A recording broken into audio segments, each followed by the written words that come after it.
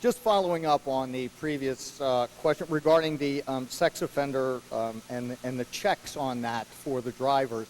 I do see that it is lined out in there that they do the background check, but I got a message from Laura Ahern. She's the head of Parents for Megan's Law in the Crime Victims Center, and she said, just a heads up, I received a few calls yesterday that the budget bill had a provision allowing convicted sex offenders to transport passengers after 7 years. Was there anything in there, or was that taken out, or? I'm not aware of any provision that affirmatively allows someone who is listed on the sex offender registry or who is a sex offender to pass the background check portion of the law. I'm not aware of any section that would specifically allow that. Okay, very good. I just wanted to double check on that. Thank you. Madam Speaker, on the bill? On the bill. Thank you. Again, I brought that up because it was a concern there regarding that, but I want to bring this around and just bear with me for a second. We just had a debate that lasted probably three and a half hours on raise the age. And maybe this is what happens when we start putting so many issues into one bill that maybe we do some bills that might contradict themselves. Because right now what we have is we have a provision in this portion of the bill where we do the background checks for sex offenders. But during the last debate, Mr. Lenthal was asked, are there some cases where sex offenses will be handled in family court? And the answer was yes. So if a 17-year-old convicted or committed a sexual offense or a sexual assault and it was put into family court and it was adjudicated there is no record, and by the way, they won't have to be on the sex offender registry. So that 17-year-old, because the qualifications to drive for Uber or Lyft, you must be 19 years old. So literally 2 years after committing a sexual offense, that 17-year-old could be behind the wheel and driving with Uber or Lyft under this legislation.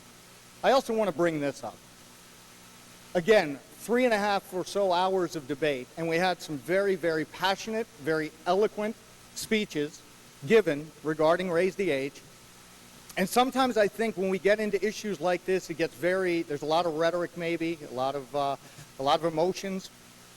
I met with a group of students in my office the other day from Niagara University, and we talked about this issue. And I had some issues with raise the age. And we had a talk and explain back and forth, a nice discussion, a give and take. And by doing so, we were able to understand that we weren't the enemy because we might disagree on some things. We just disagreed on some things. I said to them, I wouldn't want to see a 15-year-old girl who maybe shoplifts a 16-year-old girl who shoplifts a $15 pair of earrings have a record that could cause problems for her down the road. That's ridiculous. I wouldn't want to see that either. But then I also wouldn't want to see someone committing a violent crime or a situation that I just described happen. And it can. Now, when I started, I said I got a message from Laura Ahern, Parents for Megan's Law. She also handles the Victim Center. 3.5 hours of debate, we heard a lot of talk about these kids and how we can help them. You know what we never heard? Not once did I hear anything about the victims of the crimes. 80-some pages in this bill about raise the age, this much about the victims, including this line, by the way, the victim shall not be made aware of the final disposition of the case. This is how we treat the victims?